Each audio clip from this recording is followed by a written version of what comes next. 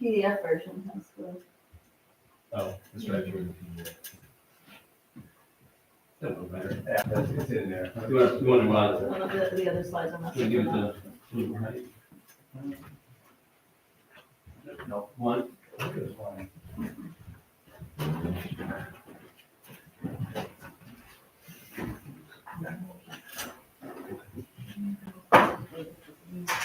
This is his. Are we set for the YouTube? Yep, it's running. You're You're live. Okay. I don't think you can pick that up. It looks like just a white screen. But Yes. So we'll wait a few minutes.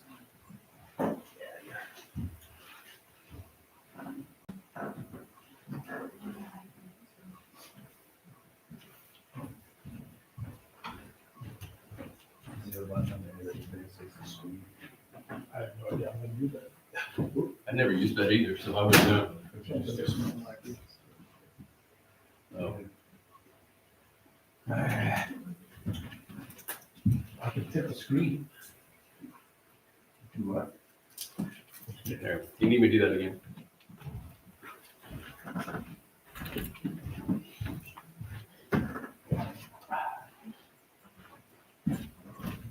There you go.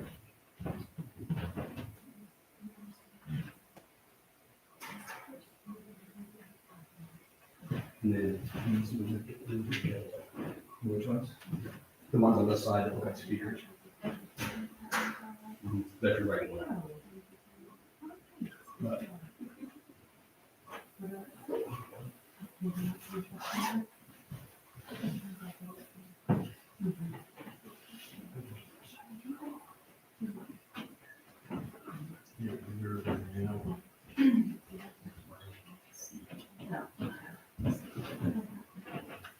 Good enough. You're good, yeah. I'm just gonna do Don't touch it. Yeah, just use that.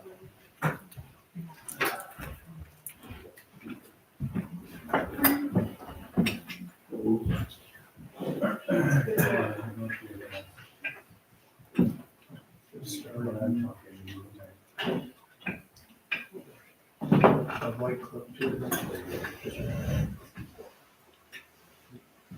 And the other one goes back. Try not to screw up. That's a lot of pressure.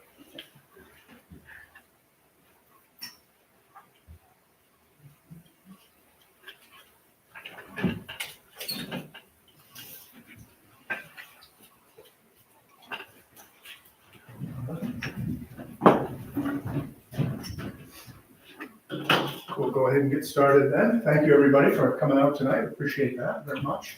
My name's John Murphy, and before we get started, I'd like to kind of introduce all the folks who were part of this effort over the last 11 months.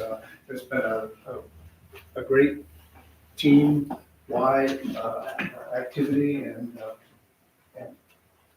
it was great getting to know a lot of people that I didn't really know in the community. The team really functioned well together, even though I think we all came at this probably from different perspectives, particularly in light of our professions and so on and so forth.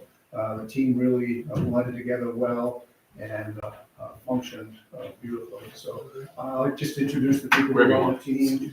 Maria Devry, who I don't see here tonight, but in all likelihood is on the YouTube watching. Melissa Goki, John Jeffers, who also is not here tonight, but is also likely watching on the YouTube. Dave Matthews, Sarah Post, who's also our RSU 13 school board member as well, and Sherry Stanley as well.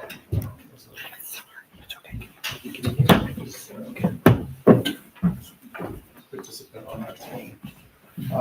So we're going to go through a few different parts of the agenda here. First thing we're going to do is talk a little bit about the current state. Basically, here's what things look like today within the town of Wellstead and RSU 13 and investment in the education of our children. Then we're going to start to kind of look at the future state possibilities, if you will, some different scenarios that the team came up with and played with over the course of this 11 months, scenarios A through E. And then at the end, some open discussion on everything that you heard tonight and possible next steps or whatever that may be. So again, I would encourage all of you to kind of, take notes, either physical notes or mental notes as we go through the presentation, so that when we get to the end, if you have anything specifically that you'd like to ask or know more about, that we could kind of cover it at that time. Before we do that, though, I just want to cover this important note on the next page. All the data within this presentation utilizes the State of Maine ED 275 funding formula, 279, excuse me, I said 275, like that, funding formula and corresponding RSU 13 budget data as its baseline, okay? So that's the source data that's used in this presentation. All of the data used in the presentation is from the 24-25 school year, unless specifically noted otherwise, okay? So again, keep in mind, we kicked this off back in January of 25, and we're still in the 24-25 school budget year at that point in time. So that's the data that we're working with. Of course, now we're in the 25-26 budget year, but again, we were working for 6 or 7 months with the data that was current as of the time we were working with it. All future state, okay, quote unquote, future state funding scenario estimates that are being presented are derived from interpolations using the data from both the State of Maine ED 279 and the RSU 13 24-25 budget. So again, we take that data and we use it to interpolate into what the cost might possibly be of some of these other scenarios that we're going to present. So just how the district kind of, or the students of Owl's Head in particular, get mixed and matched in some of that. But using the data that we have is how that those calculations are conducted. Any potential remaining or unaccounted for costs from the division of shared assets and liabilities between RSU 13 and the town of Owl's Head are unknown and would require negotiations. We're a part of RSU 13. We own part of RSU 13. If you think of it as like a stockholder, right, we've been contributing to all of the expenses of RSU 13, and even SAT 5 for that, but for this discussion, RSU 13. So we are part of the owner of that. We also own part of the liabilities of RSU 13 as well. So some of the debt that they have incurred over the years. So all of that stuff that needs to be determined, if there were to be an effort to do something differently, that's all unknown at this time and would need to be negotiated. Okay. So those are important notes to know going into all of this. None of this is a guarantee, none of this is certain, but again, it's based on the data and the information that we have available to us as we went through this activity. So we're going to start taking a look at the current state, and Dave Matthews is going to take us through these next few slides. Sure I am. So, does everybody know what the ED 279 is? Does anybody know what the ED 279 is? Funding formula For, for students in Maine. okay, it's the formula that the state has developed to determine what the essential, and that's key, essential programs and services are required to educate the children in the state of Maine. So it's the essential programs and services, EPS. So you're gonna see EPS a lot. And we have EPS subsidized and EPS unsubsidized. So I want to, this is right here, all these pages right here, this is the EPS ED 279 calculations. The one that's the most important to us is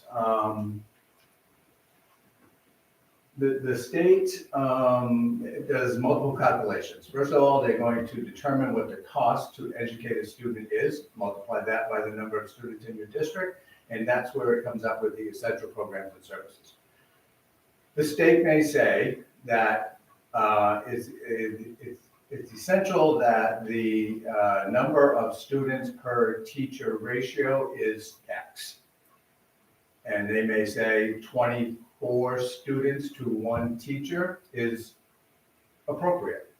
The district may say, well, we only want 15 students per teacher, the teacher-pupil ratio. So while we talk about the local unfunded, there are two parts to it. One is the amounts that are over EPS, which would be the difference in that calculation of the teacher ratio. We think that we need more teachers, but we have to pay for those extra teachers. The state isn't going to subsidize that. The state also uses valuation, and ultimately it's the valuation, property valuation, that determines what the funding subsidy will be. High value property towns receive less subsidy. They calculate what an expected mill rate is. They apply that to the per pupil cost per municipality, and you get the lower of the per pupil cost, EPS, or the value at 100% of the property value. All right. Our property value is lower than the expected mill rate. So if you look right here, state EPS contribution, Alted, 0. All the other towns, this is what they determined. This is the total EPS for our district. This is the amount that's subsidized because our mill rate is less than the expected. Our per pupil cost is lower than our mill rate cost. So you get the lower of which one the calculation is. This is really part of our issue, is the fact that we don't qualify for a subsidy from the state. And the other municipalities in the RSU do. Nothing we can do about that. That's part of the state calculation. It's just the way that it is. Cape Elizabeth receives nothing. St. George receives nothing. Camden, I don't believe, receives any subsidy. I may be off on that, but high value property towns, municipalities don't usually have to receive a subsidy.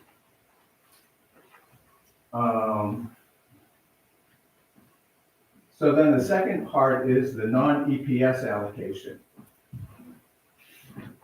The EPS calculation doesn't include extracurricular, that's sports, music programs outside. So these are items that are outside of the EPS. So we have outside and over EPS. So those are the two things that are local. We have a significant amount of local debt service that we have to pay. The school, Ash Point would be one of them. The state contributes nothing to those local debt construction projects.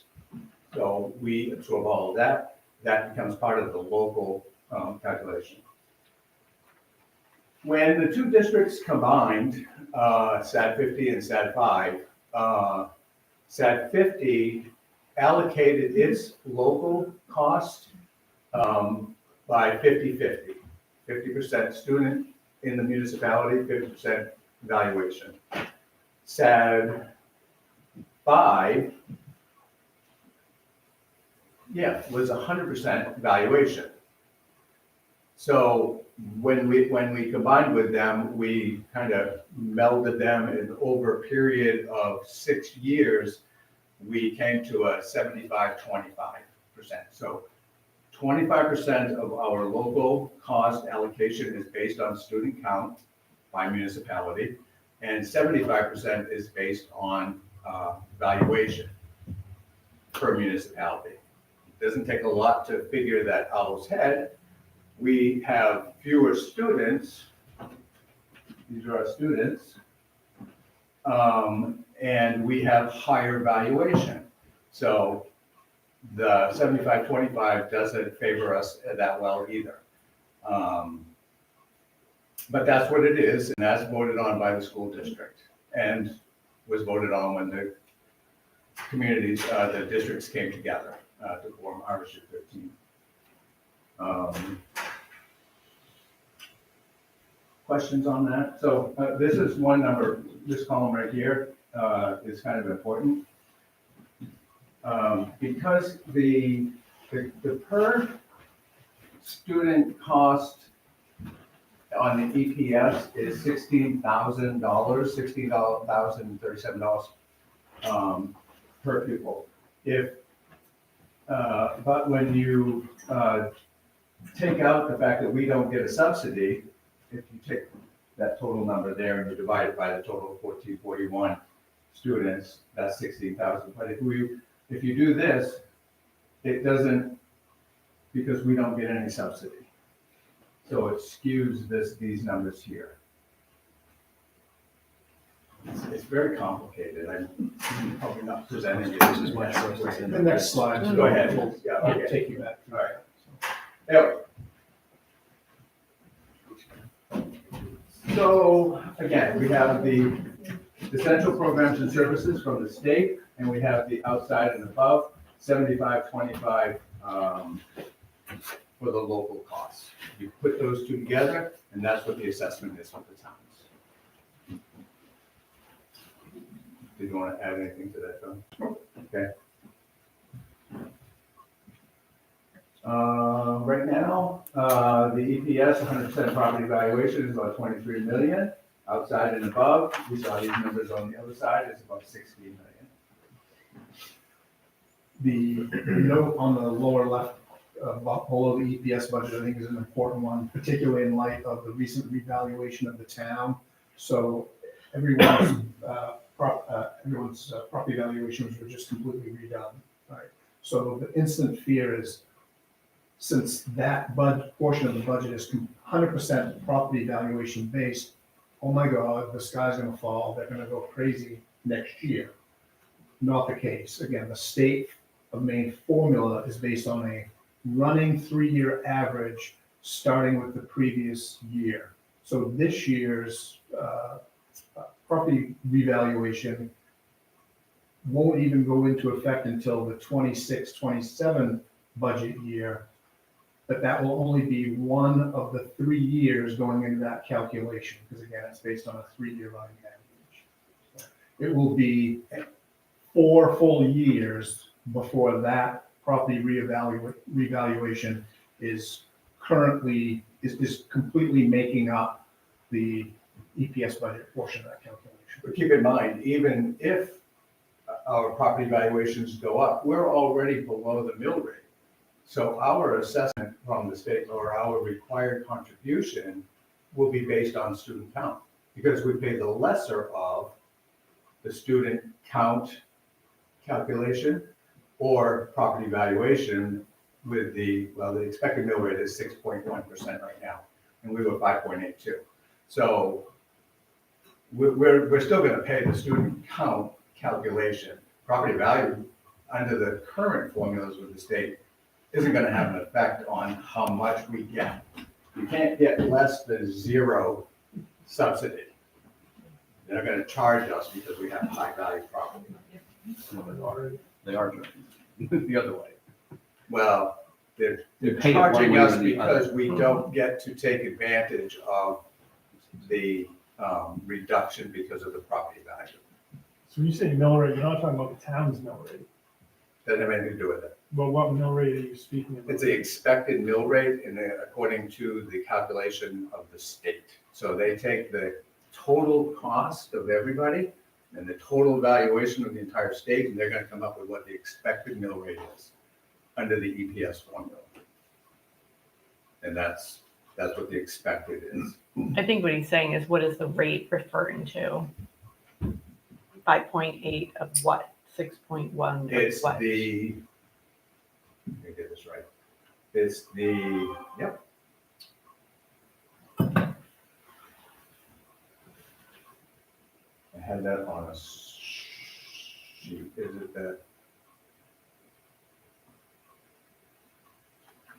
total valuation divided by the, or I'm not gonna answer that. I will get you the answer to that though. Okay. I'll just I mean, know it's a that there multiplier, is an we're ex- just there's a wondering what, multiplier, what it and is, it determines multiplying. what that expected mill rate is. Yeah. And we're below that, so Yeah. we don't get to take advantage of the subsidy. We get charged our required local contribution under the EPS formula is student count. Mhm. If our valuation was lower, and that calculation would be lower than the student count, then you get that lower amount, which gives you the subsidy. The difference between that is the subsidy. Want to hit it? You have a question? Nope, this slide just basically takes it down one more level to the breaks it out, the towns pieces. Yeah. This piece here? Yep. So this is again, the outside and above, and its calculation is based on 25% student enrollment and 75% property valuation within the RSU 13. So the budget is $39 million, and the state required amount is 23, and the local is 16. So we saw the 23 on the previous screen, how much the state says we had to contribute. This piece here is the part that the local district determines.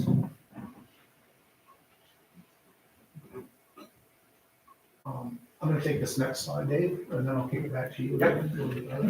So basically, the team spent, better part of our first few meetings really developing that current state, really the deep dive on what are all of the puts and takes that make up the amount of money that the townspeople, the taxpayers of Owl's Head are sending to RSU 13 to pay for our share of the educational costs. And then what we did is said, okay, knowing now what we know, armed and dangerous with this new information, what are some other possible educational scenarios that we could come up with that seem reasonable? It's not like busing people 60 miles away or what have you, but could potentially have a positive impact on our community as well as maintaining the educational excellence for our students. And so we came up with really these 5 scenarios, and I'll take you down through each one of these, and then Dave's going to do a deeper dive on them, because each one of them has different financial implications. Each one of them has different advantages and disadvantages in terms of the impact to both the residents of the town, to the students themselves. So the first was scenario A, and scenario A is basically status quo, no change whatsoever to the current educational policy and funding formula. Everything is as it is today, okay? It's the do nothing scenario, if you will. And maybe there's a hope and a prayer in there too, if you will, that the folks in Augusta will continue to talk less and act more on some possible state funding changes that could positively impact our community. We're not holding our breath on that, but that might be something that's baked into a scenario A, right? Scenario B is the status quo, but an attempt to renegotiate the local non-EPS cost sharing formula. Remember, Dave took you through those 2 pieces of the pie, the EPS, which is completely the state control piece. That's the 26 million, I think it was, part of the budget. The other 13 million piece is the local share, the non-EPS, the outside and above, which is based on this 75-25 calculation. So maybe we go to our friends at the RSU 13 school board and we say, hey, is there a more fair way we could possibly try and share those local costs? Because again, our piece of the student enrollment is very low. So if we could possibly convince them that to use a more enrollment-based calculation, that could be favorable to us due to our low enrollments of the RSU as a whole. Scenario C would be to acquire the Ash Point Community School from RSU 13 and maintain a pre-K through grade 8 program for Owl's Head students, and then possibly tuition our 9 through 12 Owl's Head students to another local area high school. Could be RSU 13, could be somewhere else. And again, we'll do a deeper dive on that because now we're starting to get into things that are a little more complex and a little more, start to make people pucker a little bit and uncomfortable. And we'll do a deeper dive on that as well. Scenario D, and this is an even more complex possibility, but we would acquire the Ash Point Community School from RSU 13. We'd maintain pre-K through grade 5 for Owl's Head students, tuition our grades 6 through 12 Owl's Head students, and then RSU 13 would tuition their pre-K through grade 5 South Thomaston students back to the Owl's Head Community School. So it would start to look a lot like it used to look like years ago, right? When we had kind of the Guilford Butler and the Owl's Head school kids were together, K through 5. Granted, they were in separate buildings, but K through 2 was down in South Thomaston all together, 3 through 5 all together, but here at Owl's Head. And then in the middle school, they started to go up to Rockland or wherever that may be. Again, lots of different permutations on that. We'll do a deep dive on that one as well. And then last, scenario E is basically we tuition all of our Owl's Head students as a municipality without a school, right? So to some extent, if you think about that, that's really doing nothing differently than the way they go to school today. It's just that we wouldn't be part of the RSU 13 district any longer. We'd simply be paying RSU 13 to take our students, again, theoretically, K through 5 would still be in that same building and whatnot. But again, deeper dive on that, that Dave will do here in just a second. So, having said that one, you wanna, I think, is that we, yeah, why don't you talk about these first, and then I'll get into the numbers part. okay, yep. So if we go back to scenario A, that's again the scenario where we do nothing, right? It's net no change. Advantages to that scenario: zero change impact to the Owl's Head students, parents, and taxpayers. Continued town representation on the board, committees, etc. Continued taxpayer voice and participation. Okay.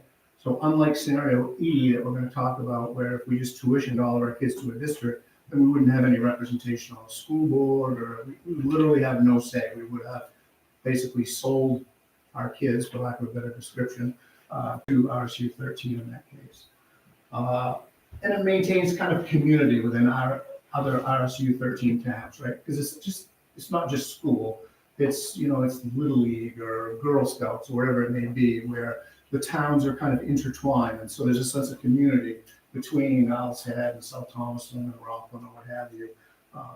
So it maintains that.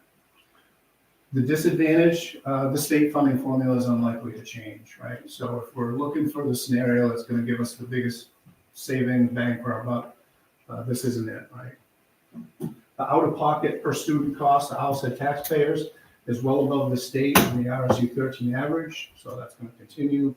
And potentially a continued rapid escalation of property taxes to Owl's Head residents is likely. So again, because it's, I think I looked at the number this morning, it's like 77%, I think, of our property tax bill for the town of Owl's Head is strictly to the Tacoma school system. So. Scenario B, again, that's the scenario where, again, it's basically the status quo, but we attempt to renegotiate the local non-EPS cost sharing formula. So again, we've got those two parts of the budget, right? The EPS part, which is state driven, and then the local, which the local school board has the ability to manage that calculation as to how that gets split up between either the student count or the property tax or whatever combination, which is currently, again, 75-25. So, Can I speak to that for just one second? sure. So, what John was saying about, there's a community aspect here. And the fact that, again, we don't receive any state subsidy and we have the higher valuation and the lower student count, that local formula, the 75-25, kind of hurts us as well. The current 75-25 calculation was modified, I believe, in 2011 from the original consolidation 75-25%. I think they attempted in 2011 to smooth it out a little bit more. Using the property valuation and the student counts from the RSU, from the ED 279, those are already a 3-year average. So each one of those numbers is averaged over the prior 3 years starting with 1 year ago. What they did in 2011 was to try to even smooth that out a little more, was to say, okay, well, let's take the average of the last 3 ED 279s that came up. So basically that then is a 9-year average. And it's where we found out that we are the only district in the state that has this local calculation. Talked with the business manager over there a couple of times, and they are actually in a thought process of revisiting that local formula now. So I would really encourage us to be a voice in that discussion with the budget committee and however it's being presented to the school board for whatever action that they want to take on it. The 16 million local number that was on here, was it 16 or 13? Yeah, 16. 16. You know, one of the things I just came up with off the top of my head, and we can come up with whatever ideas we want, but if we were to just be able to say to the other towns, because they have to buy into this and present the fact that, you know, it's inherently unfair to Owl's Head. Just look at the cost per student numbers in the assessment. If we were to write into that local funding formula, any municipality that doesn't receive a reduction in state subsidy as a result of the state subsidy would be entitled to receive a percentage, whatever percentage you want to come up with, of the local assessment that would be then shared by the remaining municipalities. So if we just said, let's just share 1% of that, $16 million, 1%, $160,000 is saved by us. We would get $160,000 credit, and that $160,000 would be spread among the other 4 communities. And, you know, it's not as great an impact for each one of them, but it means a lot to us to have that. That's just one idea. But we have the ability to, I mean, what if we were to do just straight student count? That's an option. Nobody's going to do that because just like the state has a hard time changing its formulas, we have our local communities that are part of that. Well, it's going to cost somebody something. If we get a credit, it's going to cost somebody else something. So it's a tough scenario to put forward, but if we do it in the right way and we do it as a partnership kind of thing, that may be a good option.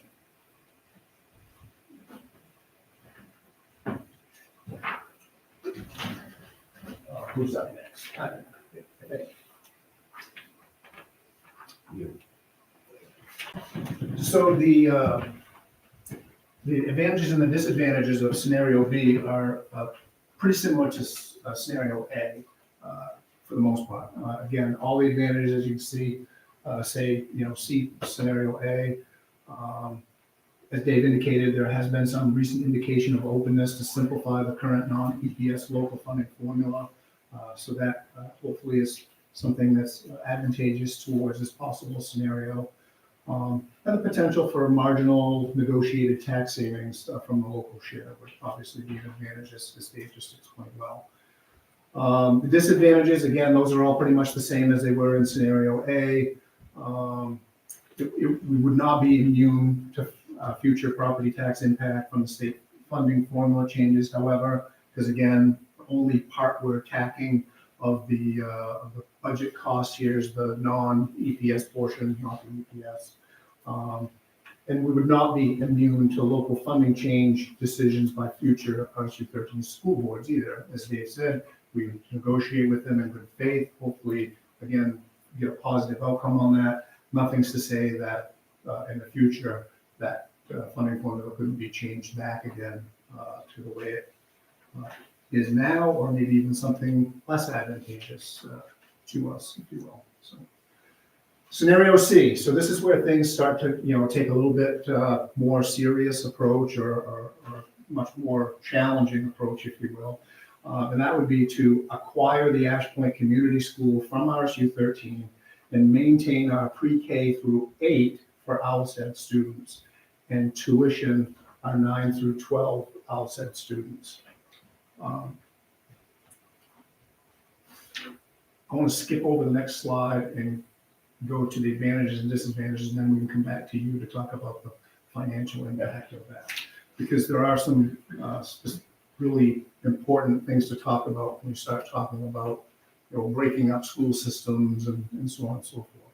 One of the big advantages to this would be local control over the policy, over curriculum, over OWLSED pre-K through grade 8 students, right? So again, you'd have much more local control in a small district, small regional school unit than you would as part of a much larger unit than you have now. We're one of, how many school board members are there currently on RSU 13, 11? 10. And then it's also even weighted voting within that. So I don't even know if of the 10, do we qualify as a whole vote on One vote. one full vote? Yeah. For that voting, Yes. is that voted by student representation or budget representation? I'm not sure I understand your question. So like, we get like one vote, like, is that one vote based on how many students we have enrolled? Or is that vote based on how much our contribution is to the budget? Remember we, Yeah. It's actually a weighted average. That's a state law. Any municipality or governmental agency that is an interlocal, you take the population, and you divide the total population into for the whole group by the 1, and that's what your ratio is. So per voting member, that's what the weighted value of the vote is. So it sounds like what you're saying is we have the highest per student allocation with the least amount of representation. So the representation is a separate law in state. It's an interlocal, the transfer station is a local organization, it's an interlocal organization. So our representation on that board has a weighted average of each one of our representatives. They really don't have. Well, I mean, you Much use the stock shareholder analogy, so it's almost like we He bought did that. Yeah, we bought the most amount of stock, but we have the least amount of votes. It's not really. Our contribution to RSU 13 is not the highest of all the municipalities. yeah, that's what I was going to say. On a weighted part, if Yeah. you drill it down to a student count, Right. we have the highest per student cost, but the total is not the highest percent. contribution.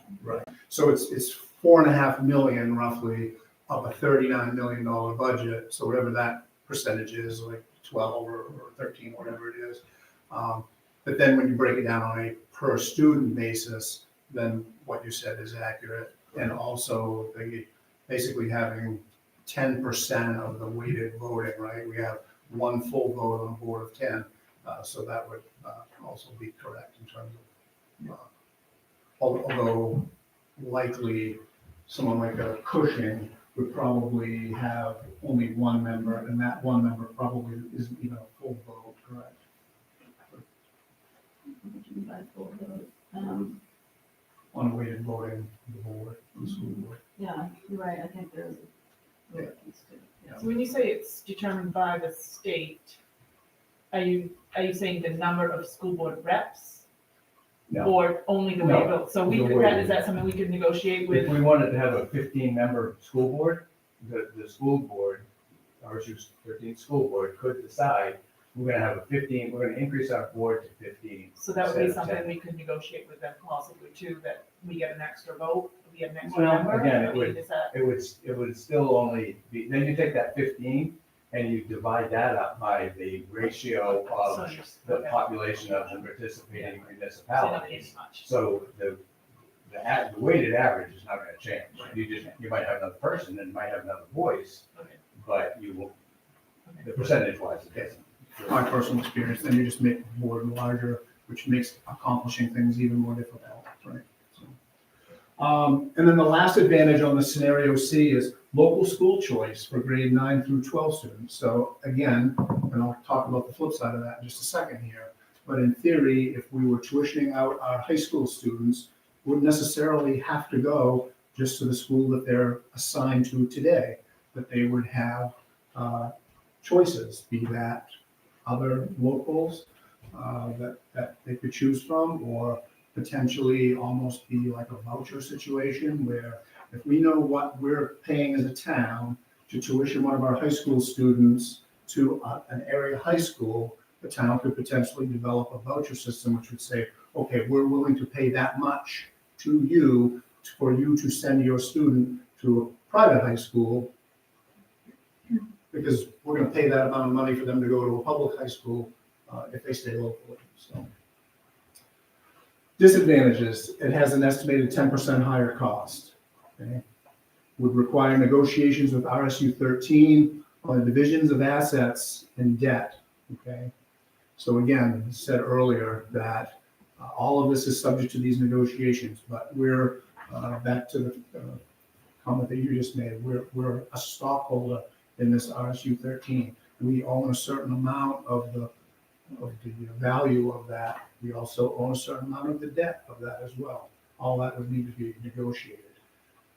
The simplest example I can give you that I think is least controversial is that if you, in all of the calculations, said that currently Owl's Head owns 17% of RSU 13 based on the amount of money that we send them every year. If that money represents 17% of the whole budget, then in theory, we would own 17% of the buses that RSU 13 owns. Okay? And hopefully that's a fairly non-controversial statement. So. Requires multi-district negotiations on grade 9 through 12 for student tuition costs. Again, nothing that a town like St. George isn't doing already. They're negotiating with multiple schools currently for tuition costs for their 9 through 12 students.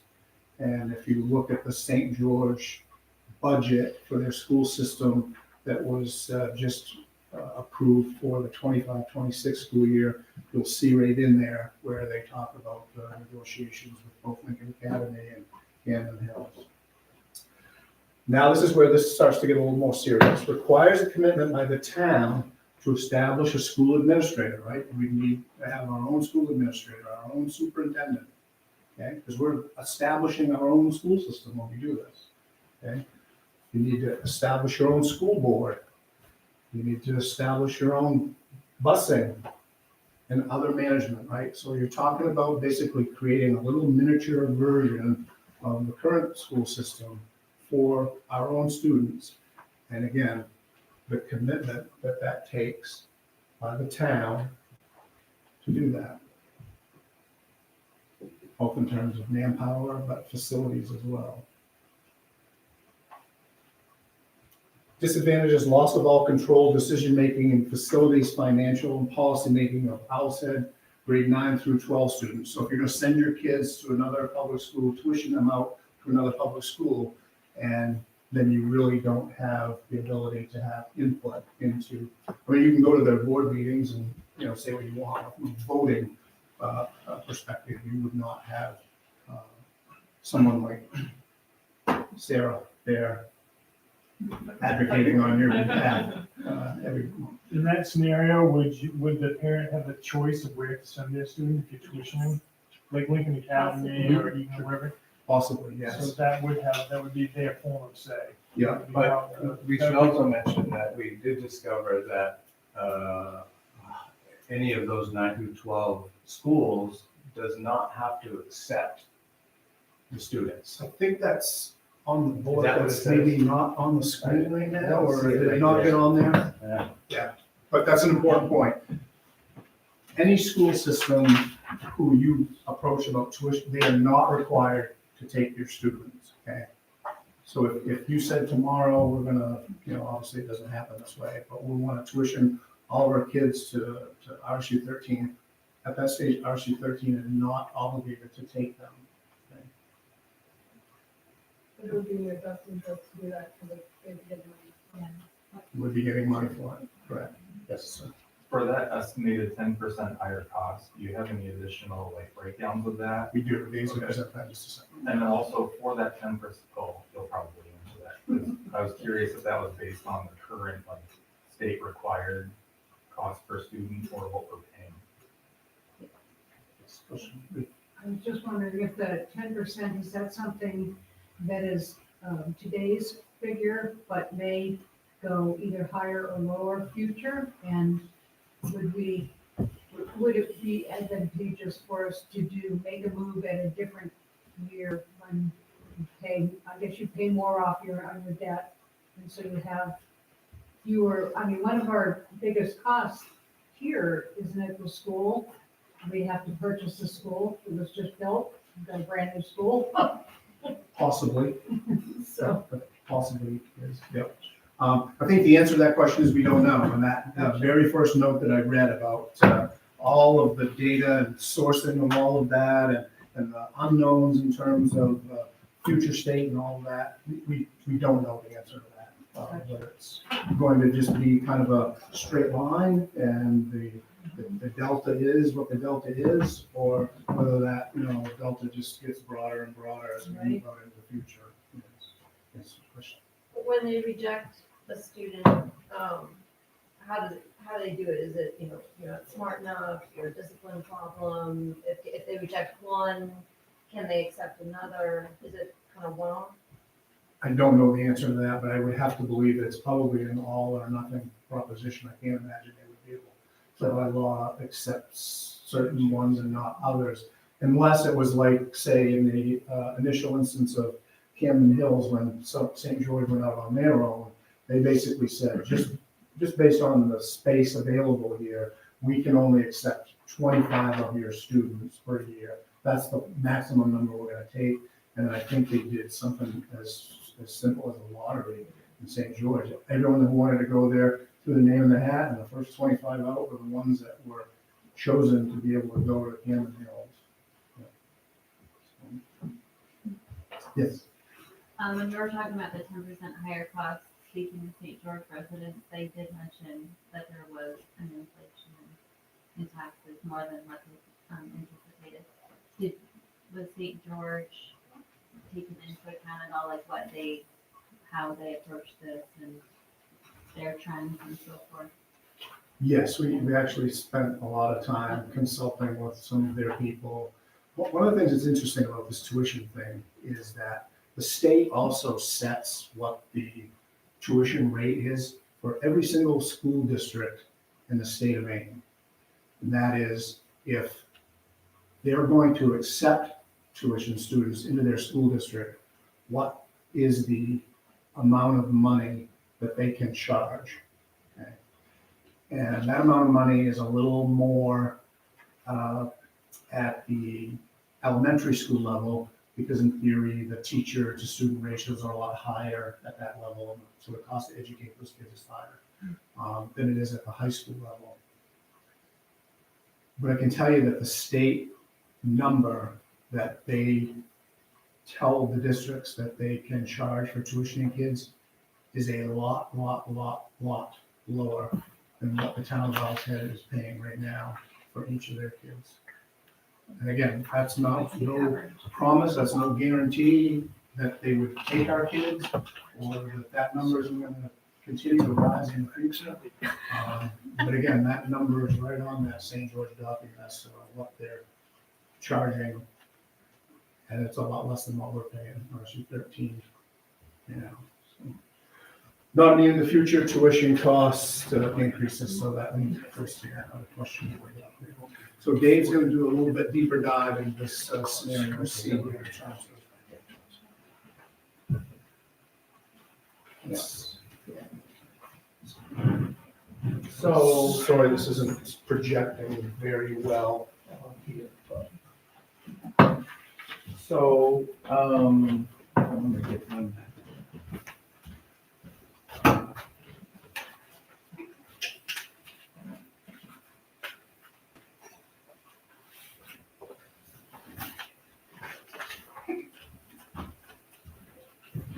This document here is the RSU 13 budget line item budget. So this is every single line item.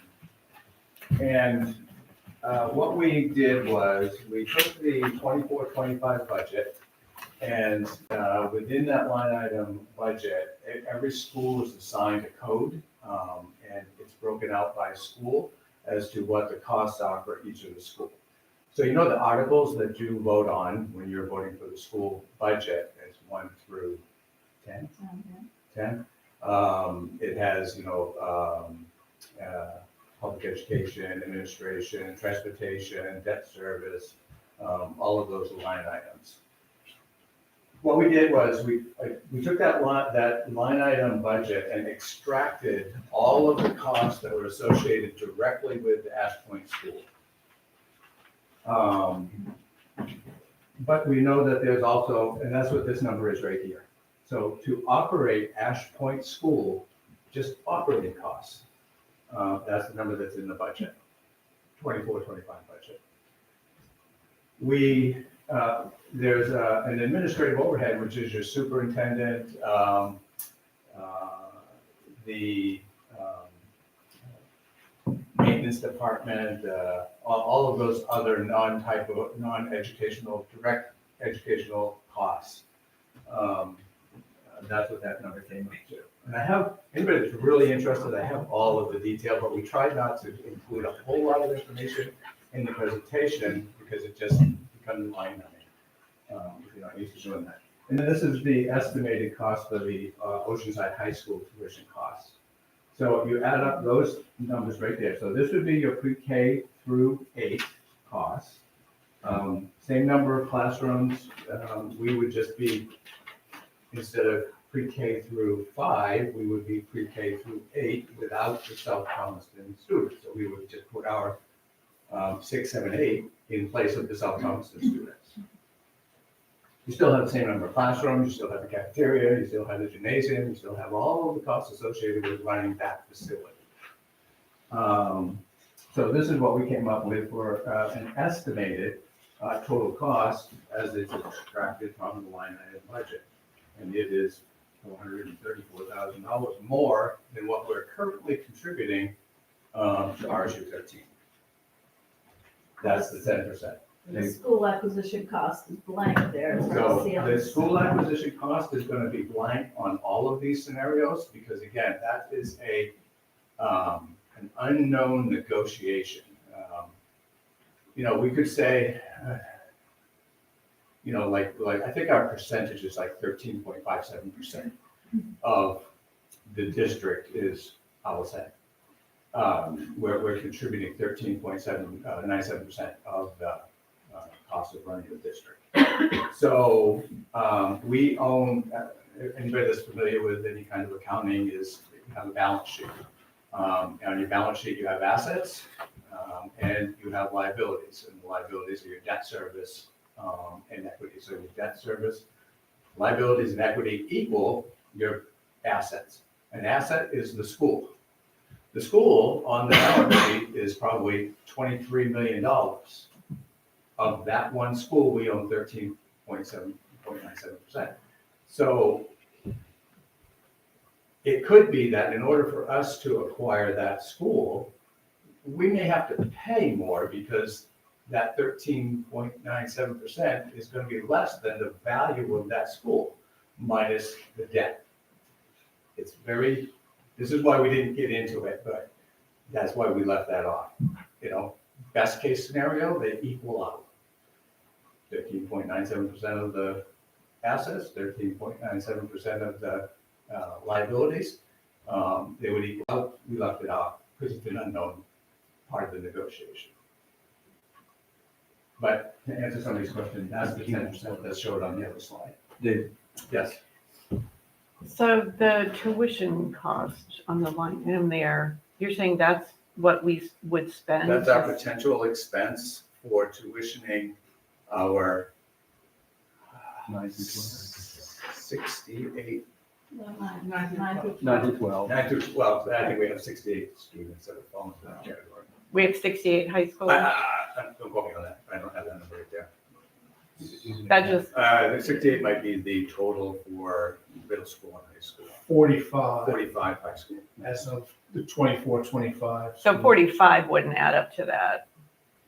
Well, Right. times $29,000 a year, or whatever. Well, the we number would is. be paying the main state tuition, right? Not necessarily. Not necessarily. I think that's what, That's a negotiated item. okay. I think it was, I don't see how they would come up with what we are paying as the tuition rate. I'm not trying to, whatever, I do know school districts are unlikely to turn away money if they have space. And the main state average for high school tuition is 14,000. So it just seems like a big jump to say it's going to be 30,000 a student. Right, and that again, to Dave's point, that's the interpolation, taking basically what it costs to run Oceanside High School today and dividing that number by our 45 possible students. That's so the way that we came up with that was, again, like we extracted from the budget, the Ash Point costs, we extracted from the budget the high school costs and divided it by the number of students that attend the high school to come up with that number. Okay.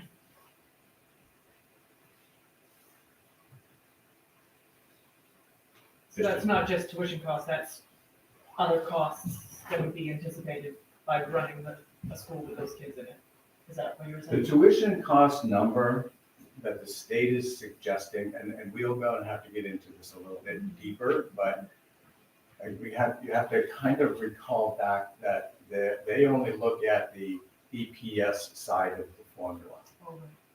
So the district has a right to charge more than what the state says to cover the cost of all of those extra costs that are associated.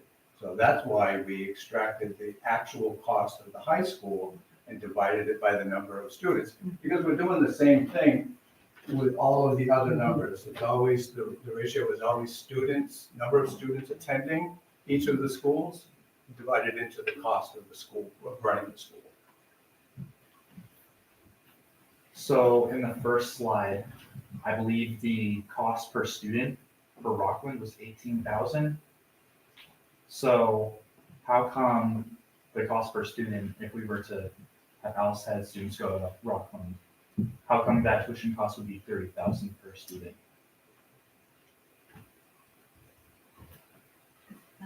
What was in the first slide? It wasn't 16, I think it was 29. I thought it was 18 per student in Rockland. Oh, in Rockland? Yeah, That's for Rockland. That's Right. for the residents. Yeah, That's what the, that's Rockland's what 18,200.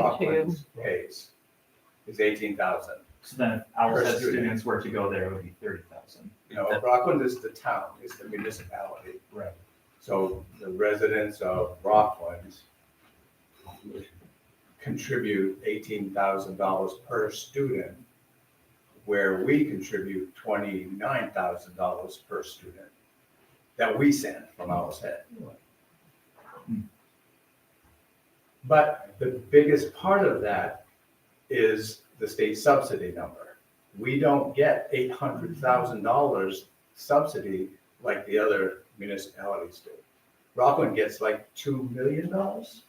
Is there any subsidy? 3877, Yeah. yeah, quite a bit more, almost Yeah. 4 million. Yeah, 4 million. It's all heads. It's just based on head count. Is the Owlhead School able to take students in, say, from Thomaston or wherever, and get paid tuition? That's From- on No, one of- no. it's on one of That's our a other next scenario, scenarios. yeah. So, But not now. Yes. You mentioned that Thomaston students, in this scenario, they wouldn't go to Ash Point anymore. South Thomaston. Okay, yeah, so South Thomaston, do they currently pay tuition for their students to go No, to? no. No. They're in the arts. So if Part you of the think, RSU if you think back, what happened when we had Guilford Button School, like John was saying, was K through 2, K1, 2, and it was 3, 4, 5 at the Owl's Head School. So everybody from the two towns went to Guilford Butler, K through 2. Everybody from the two towns went to Owl's Head. When they decided to build Ash Point School and give Guilford Butler back to the town of South Thomaston, basically, they gave that school back.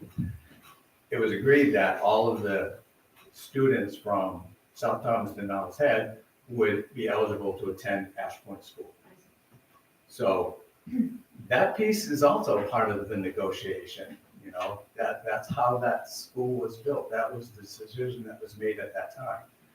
That's why we threw in that the next scenario is this scenario does not include the South Thomaston students. So we would have to negotiate with the district to not include South Thomaston students if we acquire that school.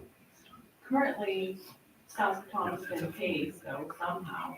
South Thomaston is part of the RSU. Yeah, because it's Five towns. Five towns that make up RSU 15. Okay. So those students would have to go to a Rockland school. Or a Correct. school located in Rockland. Correct. So if RSU 13, well, and when we get into the next one, decided that they didn't want to take our offer to tuition in the South Thomaston students, they could decide to send them to an RSU 13 elementary school, South School or wherever. Thomas- Cushing or, Thomaston. yeah, Thompson Grammar School. Other three elementary schools. Okay. Okay, so we'll press forward with this We went through that one. scenario D. Okay, so this is the one we just started to talk a little bit about. This is the most complex of all of the scenarios that we toyed around with. There's a lot of assumptions that are built into this, and we'll talk about those in just a second. But again, it's acquiring the Ash Point Community School from RSU 13, maintaining pre-K through 5 now, okay, not 8, but through 5 for Owl's Head students. Tuitioning our grades 6 through 12 Owl's Head students, okay, again, so you think about that, it's pretty similar to current state, only they're not being tuitioned now, we're just paying for them as part of our fee to RSU 13. Then RSU 13 would tuition pre-K through grade 5 South Thomaston students back to the Ash Point Community School. Okay. So that would set up a scenario, much like Dave just explained, where back in the day with the two towns, in the one school. So we're gonna skip the next slide that goes through all of the financial and talk about, again, some of the advantages and disadvantages of this. It appears to actually be a cost favorable strategy with potential savings to LSAT taxpayers. Now, we say that with the caveat that, again, all of the negotiations in terms of division of assets and liabilities and whatnot, that's the big unknown in all of that. Again, it would provide some local control over policy, curriculum, of your LSAT students, pre-K through 5. Disadvantages, this is the most complex of the 5 possible options evaluated. It would require negotiations with RSU 13 on, again, division of assets and debt. The assumption that's built into that financial thing assumes break even, right? Because we haven't put any money in there for it yet, but it's doesn't necessarily mean that's what's going to be the case. It would require multi-district negotiations of both the outbound and the inbound student tuition strategy, right? Not only multi-district, but multi-town, right? I mean, South Thomaston would have to say, yeah, okay, we've got faith in you. You're a new little LSAT school district that you can provide a quality education at an affordable price point for our K through 5 students. We're willing to be amenable to this, okay? There's nothing says that they would have to agree to that. Just like RSU 13 would have to agree to that as well, whereas Dave pointed out, they could say, no, we're gonna take our South Thomaston kids and we're gonna just move them into one of our other facilities and continue to educate them ourselves. So both parties would clearly have a say in that. Requires a commitment by the town to, again, to establish a school administrator, a school board, busing, all that other management of all of that. In this particular case, obviously, if we had South Thomaston kids involved in all of that, then we'd have South Thomaston participants in our school board as well.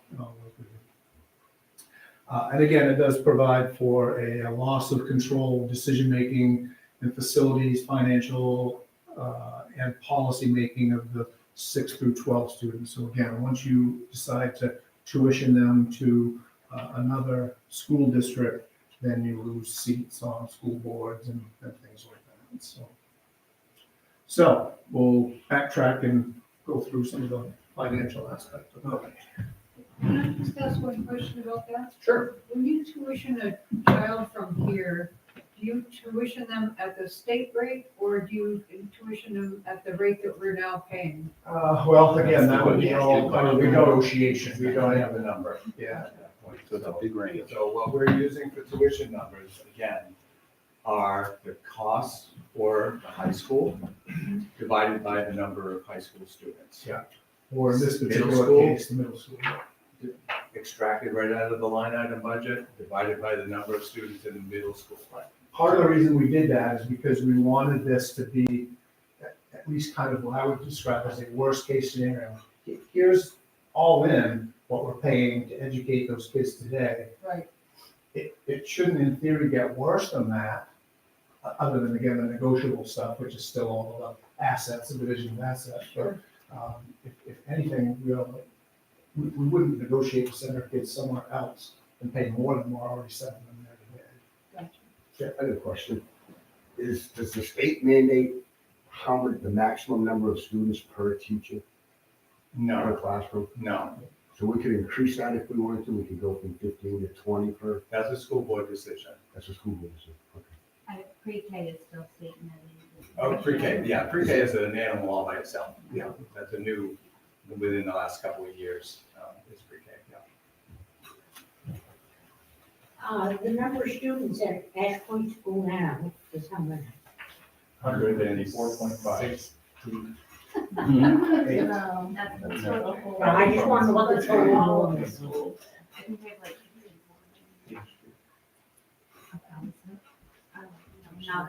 That was all the students. That's all the LSAT students.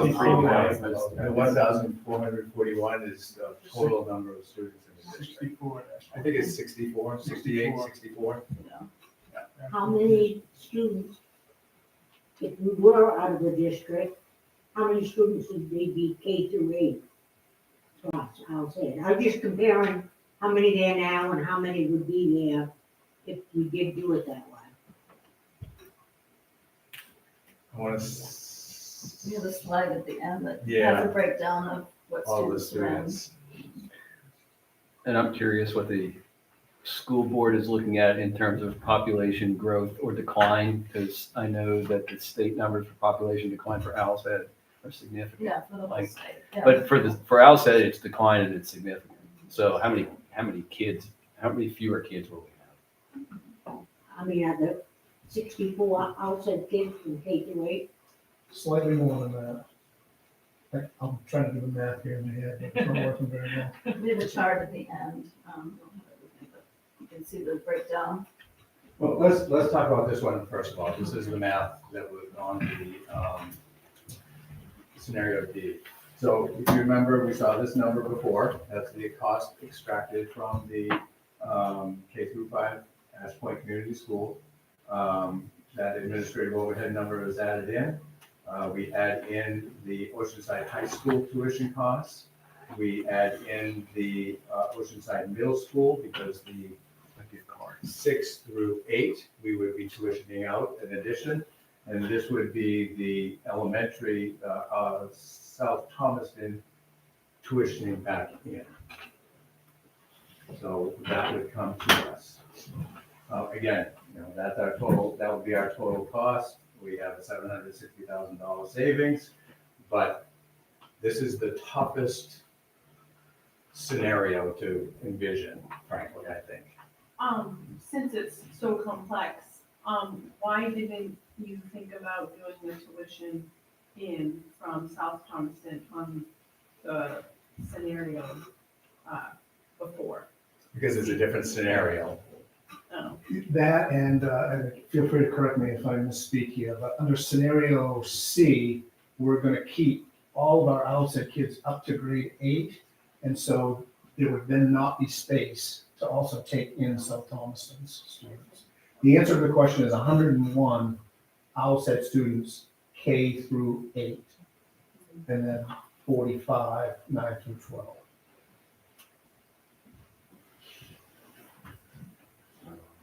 So again, that's this scenario, and that's the, go ahead, Russ. No, comment, go ahead.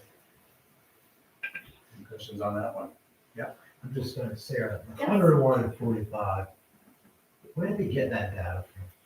Yeah, so we. Because I got like a lot of high school kids and I homeschool. So are they playing sports while I was in child?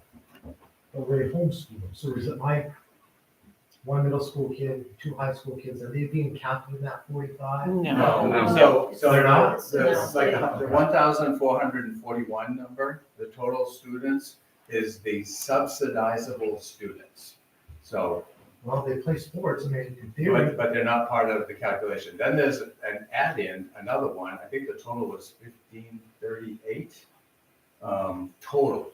Yeah. Because the theory is that there may be tuitioning in, or somebody, and the district is earning the money from those students. They're not our students. There's superintendent agreements all over the place where kids can go wherever, as long as the superintendents agree to take them in. I'm just curious. Yeah.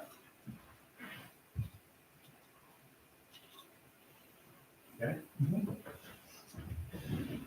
So we'll bring us home with the last scenario, scenario E, which would be to basically pretend we don't even have a school building down there, and we basically tuition all of our students as a municipality without a school. So that would mean essentially we would be handing over that school to RSU 13 or selling our share of it, or however way you want to look at it. And so let's go ahead and go to the next one. So I think even I can navigate the math on this one. So we used the average cost per student of $27,090. So that was, again, an extrapolation out of all that budget stuff that Dave said. And that's what all in RSU 13 is paying. So if we assume that all 151 of our kids are going to be tuitioned to RSU 13, because that's the data that we have available. That's what we use. Then it would cost a little over 4 million, 4,090,641, which again is $485,000 and change less than what we're currently being charged by RSU 13 currently through the funding formulas that are both the state ED 279 and the local 75-25 split. Again, extracted from the budget. So again, would be potentially a little under 11% savings in that scenario. I'm going to skip to the next slide, I think, because this is advantages and disadvantages of that scenario. Yeah. Yep. Advantage appears to be cost favorable strategy with potential savings to offset taxpayers. Again, if all of that played out and held to be true, as you can see, it would be at less than 11%. But there's a long list of disadvantages that come along with that too, right? I mean, the school that's kind of like that's like the heart beating in your chest of your town, right? So the loss of your own school, the loss of all control, decision-making and facilities, financial, policy-making, basically for every student in the town of Outset. That's a big one to really think about. Would, again, require negotiations with RSU 13 on division of assets and debt. Assumption there is that it breaks even. We don't have anything in there for that as of now. Could result in missing out on future Maine tax law governing school funding that would benefit of Outset. This is now wouldn't that be ironic, part of the scenario, right? Where if all of a sudden we decided to do this because of how hard we're getting hit, all of a sudden the light bulbs went off in Augusta and the funding formula changed that would have been favorable to us. It's the oh shit moment, right? Yeah.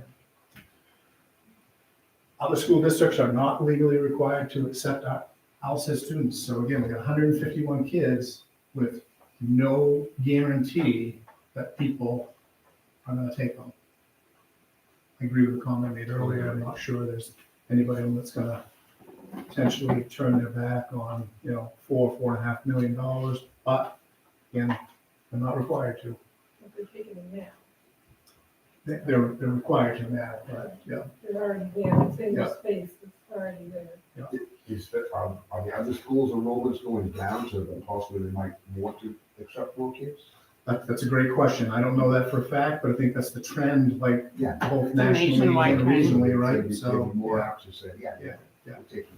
Back to the example I used earlier, Camden Hills, when they first started taking on St. George students, they capped it at 25. That was all they could take because that was all they had space for. There's no cap now. St. George can send as many kids to Camden Hills who want to go to Camden Hills. So I think that directly speaks to that. So, again, requires multi-district negotiations for the student tuition strategy. I say 9 through 12 there, but it would really be pre-K through 12. It would be all of them. And it would still require a commitment by the town to establish some school administration, busing, other management. Just because we don't have a school of our own and we're going to tuition our kids, there needs to be some oversight of that, right? We can't just do it on a wing and a prayer. We have to basically show the state that we have a plan and a strategy in place and that there's someone managing that. Where's athletics fit in all this? School, teams, basketball teams. I think the assumption there is that they would be, if we're tuitioning them to a school, they would be a part of the student body just like anybody else is. That was one of the things that we talked about in some of the meetings was one student may go to Menominee Valley or Camden Hills, and another one go to RSU 13, but they live next door to each other. That sense of community kind of gets split up. Yeah. It's a tough scenario. The other thing I want to kind of point out on this one, John, you might be getting to it, but this scenario is an option only in that, in my personal opinion, This was designed for like Aroostook County, for TR 13, who they don't have a school.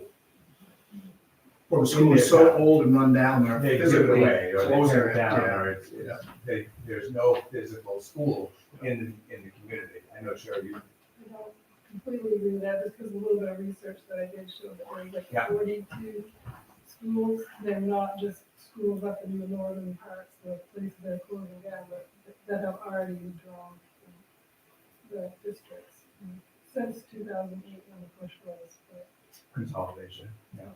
But the state may not allow us to use this scenario if we have a high functioning school in our community. Correct.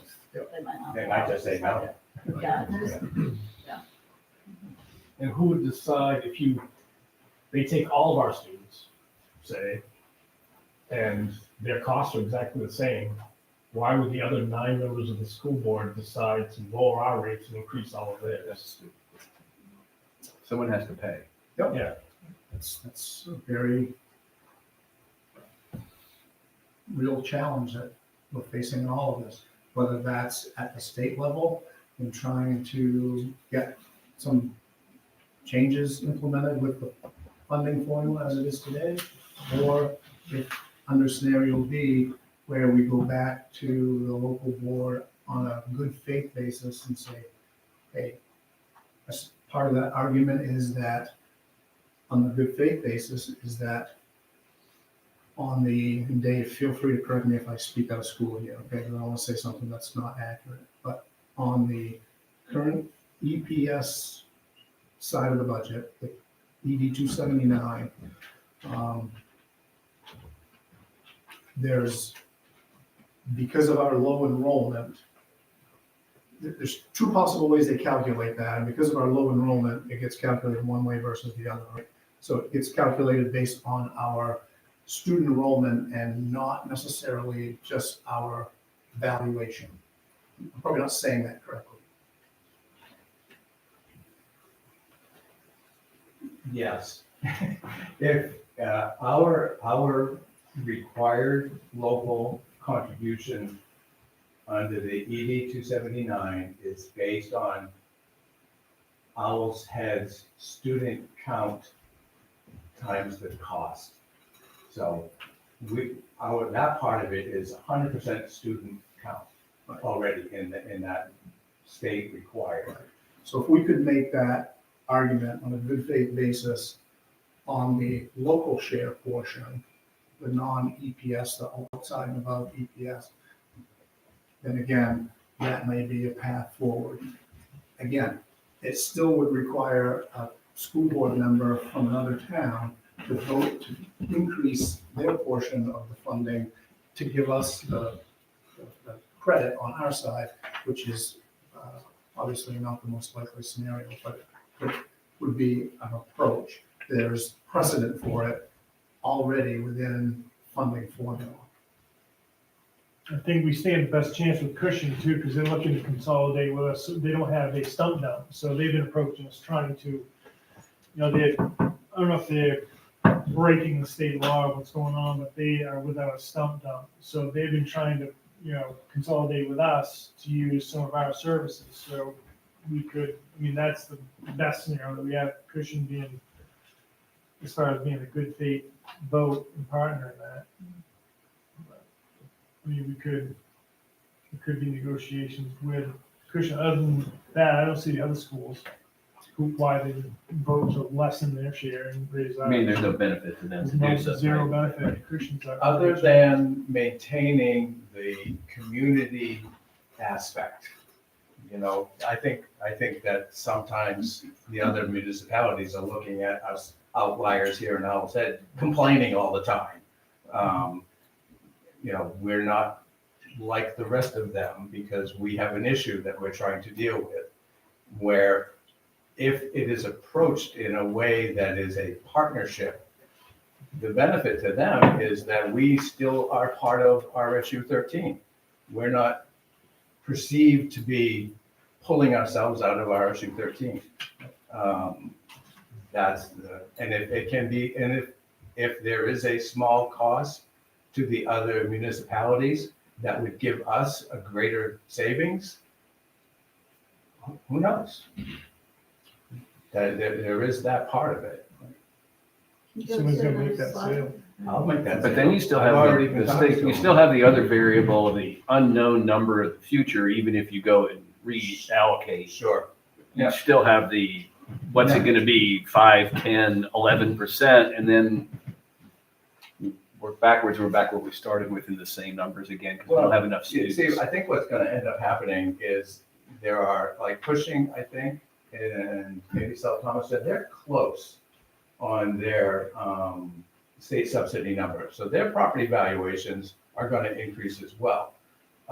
And the way that I envisioned that one option of any municipality that is a member of RSU 13 who does not receive a state subsidy is eligible to participate in a credit. Sure, so when they That feel, would be when someone shared. else feels pain, they may be willing to have a discussion. We're already feeling the pain. We Yeah, want yeah. somebody to feel sorry for us feeling that pain. One of the things that's interesting about the community aspect of it, and we talked about that really, very early going about the, they play Little League ball together and they do Girl Scouts together and all of that, because these communities are kind of all interwoven, is it's proven to me that in St. George, over this period of time since they've divorced from RSU 13, that's changed. When they initially left RSU 13 and started tuitioning their 9 through 12, a large majority of their 9 through 12 students all went to Oceanside. Well more than half of them. Now, 83% of them do not.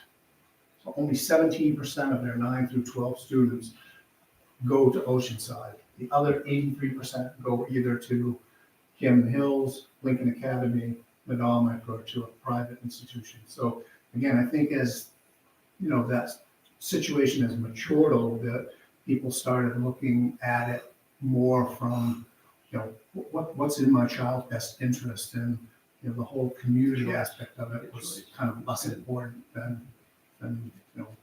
what's best educationally for me and my child. You got a couple questions. And then the other thing that's interesting too, and again, I suppose it's different if you're part of a school district and you're divorcing than it is from being a complete third party and approaching other school districts about tuitioning your children to their school. But this again comes directly off the St. George budget document, where they had just renegotiated their high school tuition with both Camden Hills and Lincoln Academy, and their cost to tuition one of their students to Camden Hills High School was $15,433, and to Lincoln Academy, $16,262. Now, they've still got to bus the child there, so there's a lot of added cost in that. They've got administrative cost in terms of their having their own superintendent, their own school board, all that sort of thing. So, that's a really attractive, nice looking number on the surface. But again, when you stop and look at what we're paying currently, there's still room for a whole hell of a lot of admin before you get from that number up to the number we're paying right now. But technically, all we really need is a superintendent, not a single. I think that's right. So John, there's a couple questions. Yeah. Could you review what are the fundamental characteristics of the St. George community that cause them to separate, and how those are different or the same or similar to us? This is gonna be more opinion based than fact based. And then I'll give you my opinion. Yeah. No, you feel free to jump in, because again, we talked a lot about this as a group over the course of 11 months. First of all, I think it's part of the Georges Valley effect. I think that was a big part of it. They were part of a different school district, Georges Valley High School. They got kind of gobbled up by RSU 13 as part of the consolidation, and they're an independent bunch down there. And again, now that whole thought process was, I think, one that was something they really struggled with. They also were, I think, strongly opposed, might be a fair way to put it, and you could probably put more flavor on this than I do. But the instructional methodologies that were being used by RSU 13 were different than the way they wanted their children taught. And I think you're seeing a lot of that manifest itself in some of the stuff they're starting to do down there now with their big vocational school program that they've developed and built. And there's probably a lot better terminology for that than what I've stated. But Our sense, I agree with that. Our sense, I think, was that the motive for George's Valley removing themselves from RSU 13. Well, first of all, they were also a part of SAD 50 and had attempted to withdraw from SAD several times. That's their history. So they did have a different aspect or the different way of looking at it, a different motive than I think what we hear here is what our motive is. The motive that I get a sense from the town of Owl's Head is costs too much. I want to save money. I don't necessarily 100% disagree with the educational methodology and the values and the school board and the decisions that are made and the policies and all of that stuff. There may be some here and there, but I think the overriding feeling that I get, or the sense that I get, is that the reason we came on this was to determine what cost options might be available. It has nothing, nobody asked us to evaluate the educational methodology. Nobody asked us to do any of that. Does Owl's Head population have it within themselves to establish a school district with a superintendent, with its own school board, with its own transportation, with all of those that come along with it? I don't have the answer to that. Maybe some do, but. Yes, I don't know, there's comments or questions. yeah, very good. Okay. With this being said, I mean, I was at a few weeks ago, I wasn't making it the last comprehensive plan meeting, but we had the first one. And it's encouraging to see you folks here, but at first comprehensive plan meeting, I think there was Christina, Mike, and myself were the only people at that meeting that had kids in high school. Probably 40 people there. The comprehensive plan for the town is making decisions of the town 20-25 years from today. Of that, 75% of the people in that meeting are gonna be dead in 10 years. The only property they own is 20. I didn't say, put you in the 20, you're in the 18% of, 20 years, okay? But that's, if we look at that and what you're saying of that declining part, in 10 years, there might be 2 kids at RSU 13. And then we're paying $2.5 million a kid to send them, right? I'm not, what I'm saying is, Scenario. data in is data out. I think we kind of got to scratch off how much it costs per kid to go there. It sounds bad. It's what we're paying, period. What we're paying, not per kid, because it costs money to educate kids. We can't deny that. But is it going to cost $4 million to educate 2 kids? I don't. That scenario E is the worst, but it actually has the best look possibly for per kid. Because in 20 years we might only have 15 kids in the school system.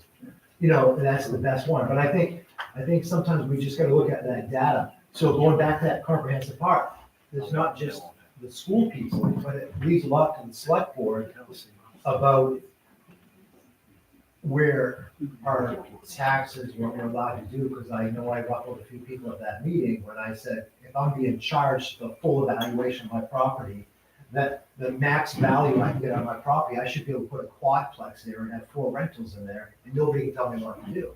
Well, that's what we're gonna have to look at in Owl's Head.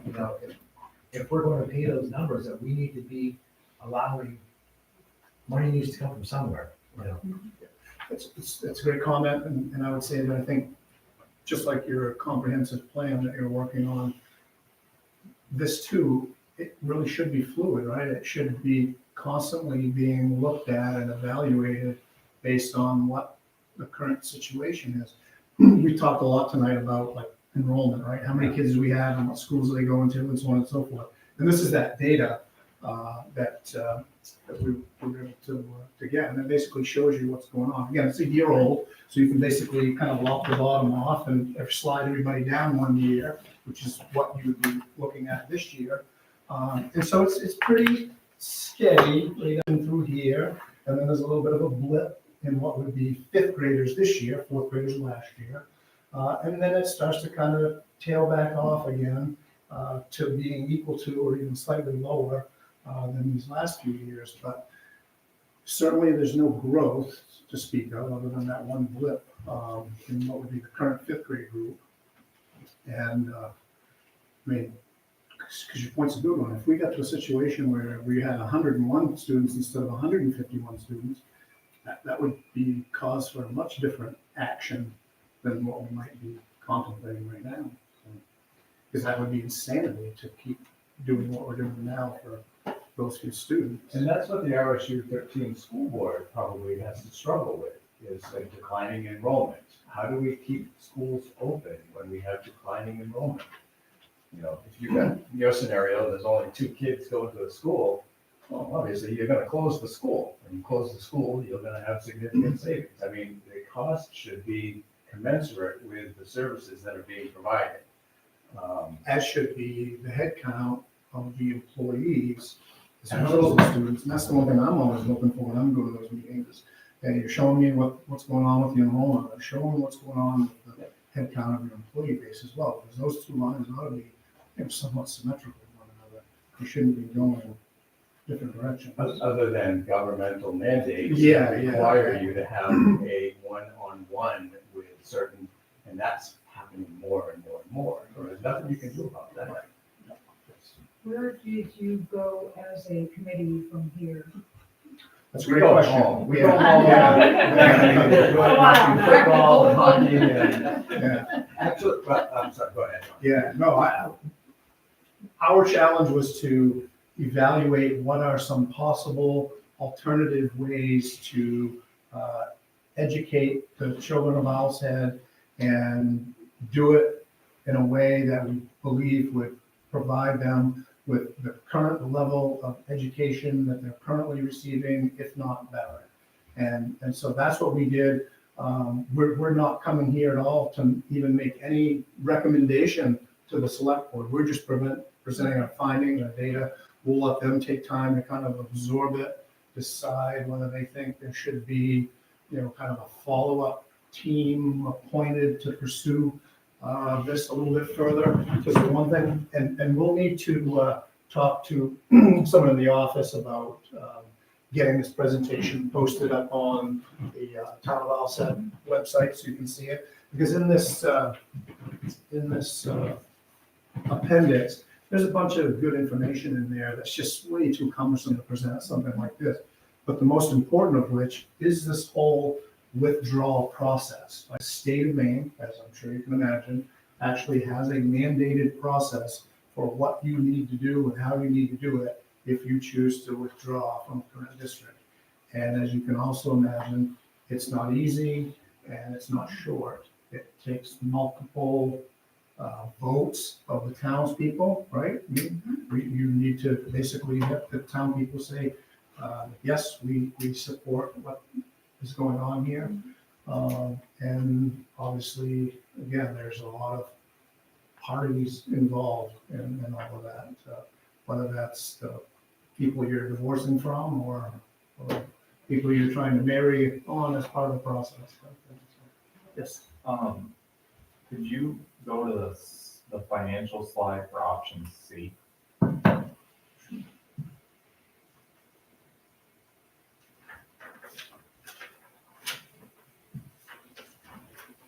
Scenario B, I think. Now,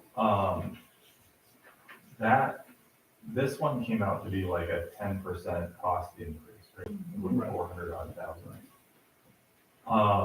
But that's that direct pre-K through 8 cost, that's based on the 2024 and 2025 budget, right? Correct.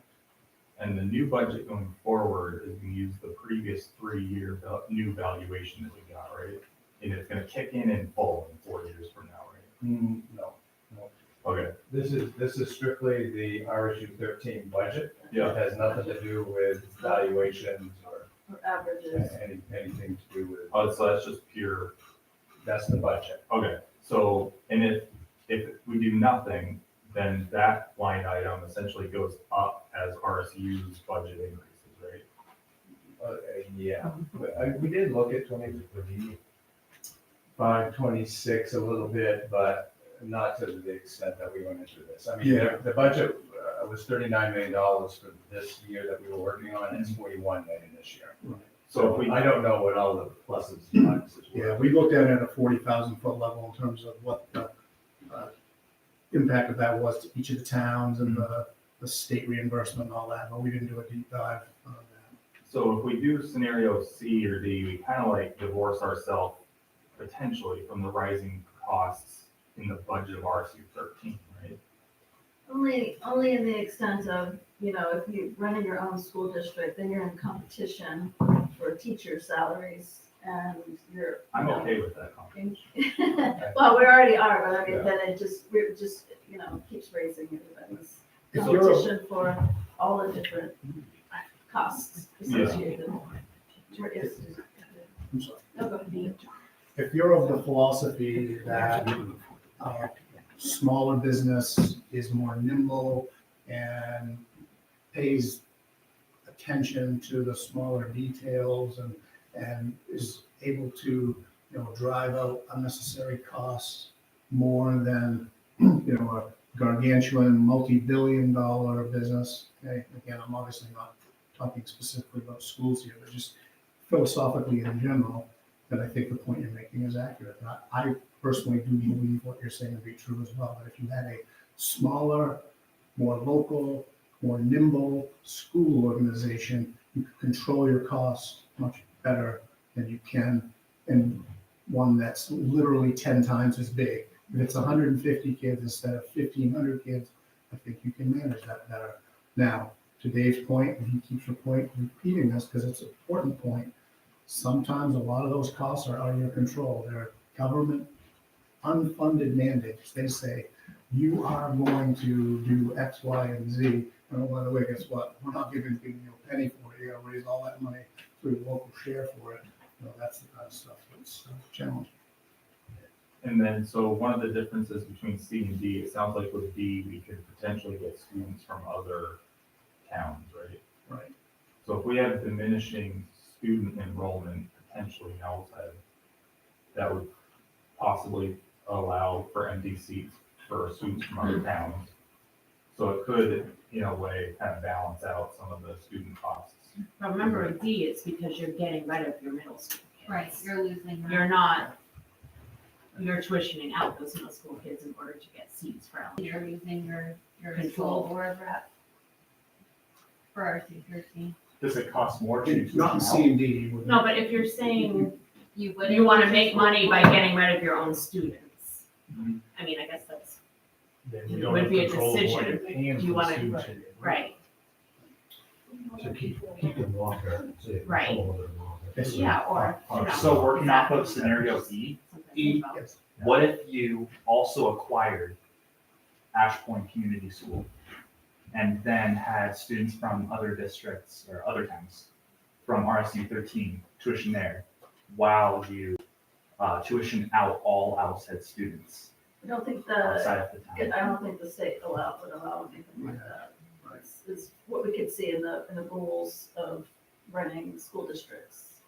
So then could you host high school students since they cost less than younger students? You'd have some, I was gonna say functional obsolescence with the facility itself, but it would really be complete and total obsolescence because it's really built for kids that are between 4 and 12 years old. I have a question, probably for Dave. If, say we pulled our students out of the district, will that affect what, say, Rockland gets for state funding, or is it only their students that they're sending? Is it a whole, do they get a percentage of the whole number of students, or only based on the number of Rockland students? It wouldn't change their. They would still number get the same because- amount of funds. Because again, they're getting the lower of the per student cost by municipality or the expected mill rate valuation cost. So you get the lower of those. So it has nothing to do with total enrollment at all. No, it's all ratios. It's really the sum of the town data, is the other way to think of it, each city slash town, that, all that stands on, they stand on their own, and then some of it all gets rolled up.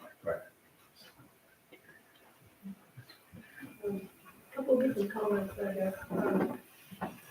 My concern with staying with the school district is that the costs can keep going up, and we really don't have great, I'm not Sarah, you're awesome, but we have not a lot of say in that.